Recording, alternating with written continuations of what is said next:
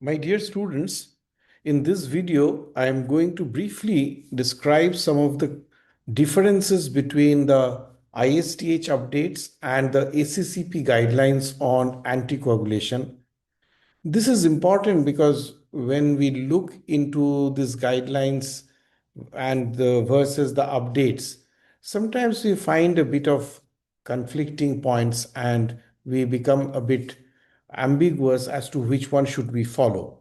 So I have tried to figure out those differences and also explain logically why these differences arise, and in case of such differences, how should we should react. So as we know that ISTH is the International Society of Thrombosis and Hemostasis, where ACCP is the American Chest Physician, American College of Chest Physicians. Both of them independently comes up with anticoagulation guidelines. The process by which ISTH has so far done is that they have come with multiple topic specific updates, not on some unified guidelines, whereas American College of Chest Physicians have always come up with unified guidelines, and the last one was published in 2021. For ISTH, however, the updates keep on coming, and even 2026 we had updates, particularly leading to TTP, that is thrombotic thrombocytopenic purpura. So it is specific situation-wise updates are released by ISTH, whereas more unified guidelines are given by the released by the ACCP or at a much greater interval.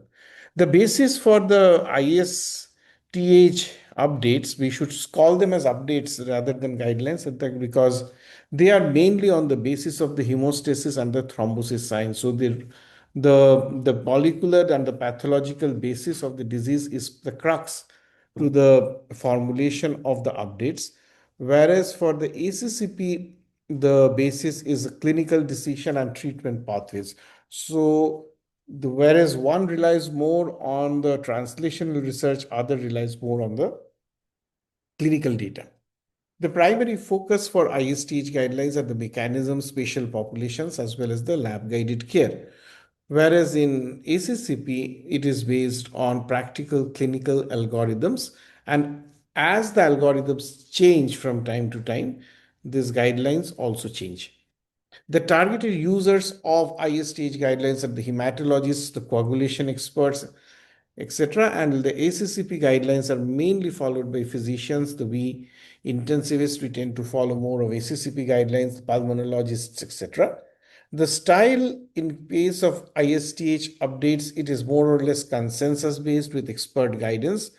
Whereas for ACCP, we get more strong evidences are incorporated. They're graded recommendations by the grade methodology, and such process is it may or may not be followed in the ISTH updates. So it is evidence grading is a variable option.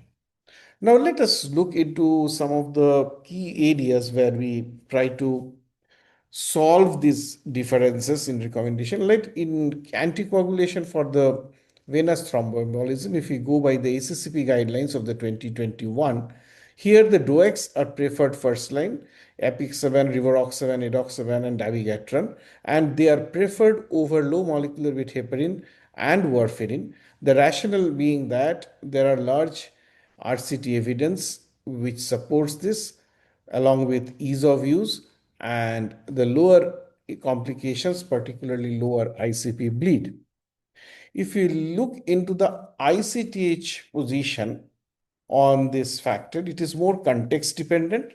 They recommend DOACs acceptable only when the pharmacokinetics are reliable. And that is how the body absorbs them, how the body distributes them, or and metabolizes them and finally eliminates them.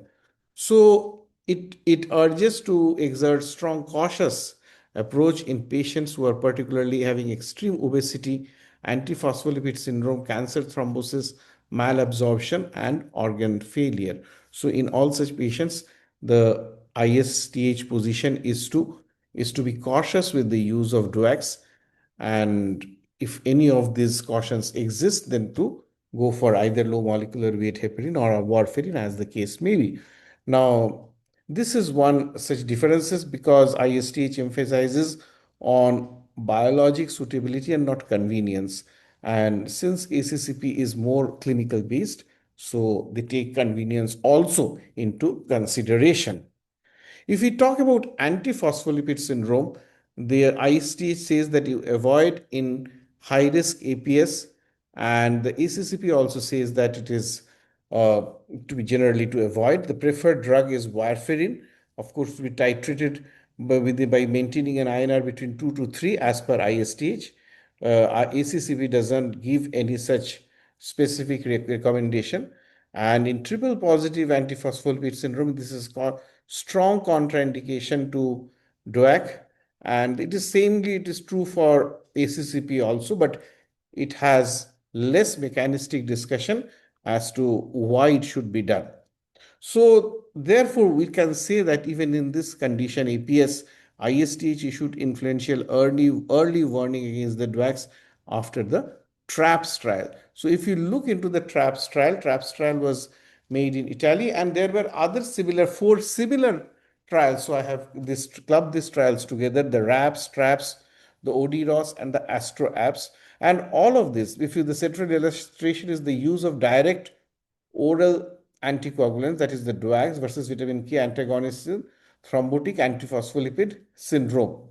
So as you can see that here 474 patients with thrombotic APS, they were divided in the two groups of this vitamin, one arm for vitamin K antagonists and the other for the direct oral anticoagulants and their follow-up. And the use of DOACs compared with VKAs was associated with increased odds of arterial thrombotic events, especially stroke. There was no change in the odds of venous thromboembolism or major bleeding, and the results were consistent within the subgroups.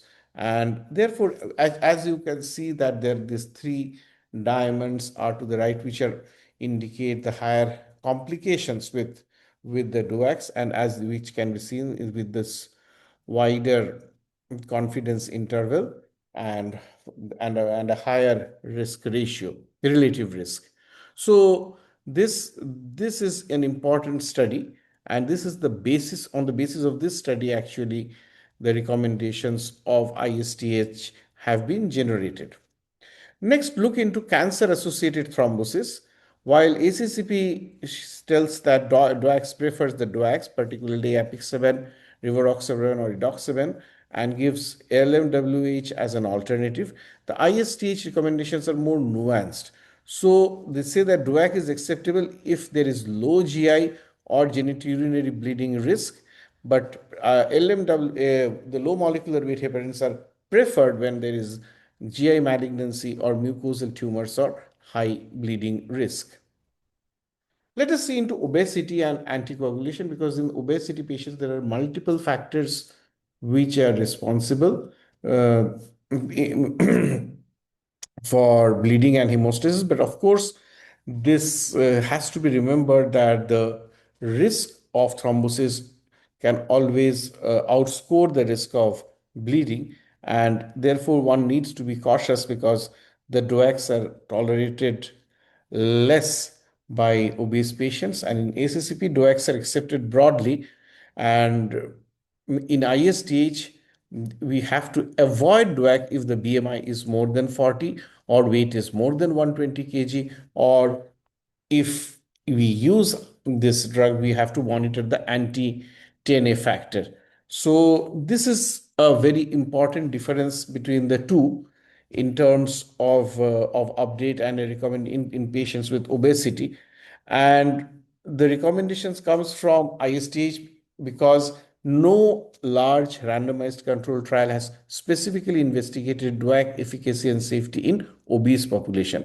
The Einstein and there are some trials which, but they are very much restrictive in patient selection, and therefore it becomes difficult to conclude them from a more generalized nature of the patient. So this is a major difference between the two guidelines, and that difference has to be demarcated by the BMI or the weight. And even some people use them between 40 to 50, but if it is more than 50, one should forget about using. And especially if we followed strictly the guidelines of ISTH, then we should not use even more than 40 of BMI.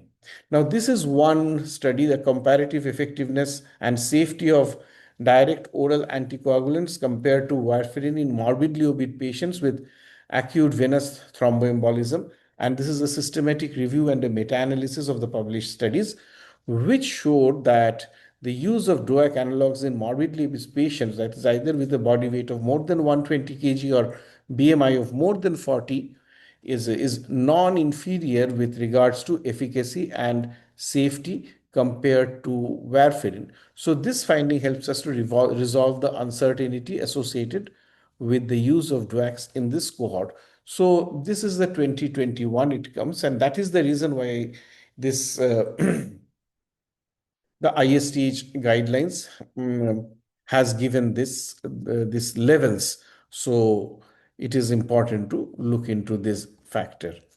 When we talk about the ICU practice and the critical illness anticoagulation, we find that in case of DIC, the ISTH approach is based on a more pathophysiology guided strategy as against ACCP, which has a very limited guidance on the DIC.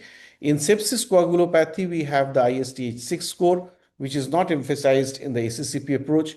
In COVID thrombosis, ISTH approach based on early biomarker guided strategies, while ACCP approach is based on trial dosing. In the lab monitoring plays a central role in ISTH approach, but only a secondary role in the ACCP approach or the ACCP guidelines. And this is because there is no reliable monitoring, reliable routine monitoring for the DOAC effect is available. And most of the times, the SAT or the subcutaneous adipose tissue, the visceral adipose tissues are the sites where they reach, and there leads to macrophages, endothelial cells, lymphoid, and polynuclear cells. So all of these which lie between the adjacent spaces in the stroma are responsible to give a thrombotic effect, and that is the reason why one should use the anticoagulation. In the advantage of warfarin in these patients, in this group of patients, is that because of INR monitoring, dose titration is possible, and it is possible to avoid bleeding also, and also to prevent thrombosis or to be able to detect thrombosis early. With the low molecular weight heparin, the advantage is that the anti-10A monitoring is validated. So if it is followed, then one can easily weed out the problems. The DOAC problem is that there is no universally standardized therapeutic range. The drug levels are rarely available, and clinicians are unaware of inadequate exposure. So, for all these reasons, the DOAC becomes a bit challenging or tough in obese patients. Well, with regard to the duration of anticoagulation, also in ACCP guidelines, we find very, very clear algorithms. In cases of provoked venous thromboembolism, the duration is 3 months. In unprovoked, it is an extended therapy based upon patient's initial response. In cancer, it is indefinite, and in recurrence of VTE, it is lifelong. With ICTH, there are less prescriptive duration rules, but they focus more on the recurrence biology, the thrombophilia, the coagulation phenotype, etc.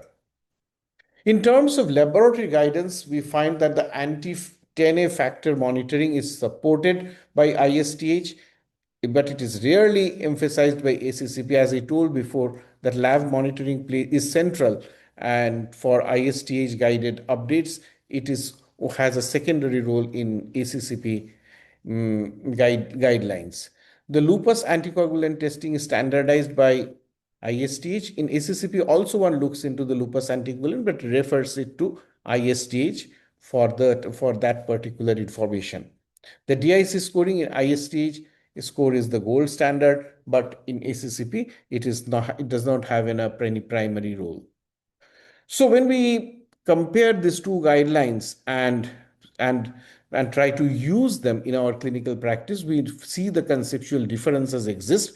Yes, and this conceptual difference between these guidelines because of the reliance of the ACCP, or the American College of Chest Physicians, more on treatment algorithm, while the focus for the International Society of Thrombosis and Hemostasis on more towards the coagulation biology. So we should use ACCP for routine venous thromboembolism treatment, the duration of anticoagulation decisions, outpatient anticoagulation, and we should stick to ISTH updates for antiphospholipid syndrome, DIC, obesity, cancer, thrombosis, nuance, lab interpretation, or in complex ICU patients where things may not be so easy. Thank you.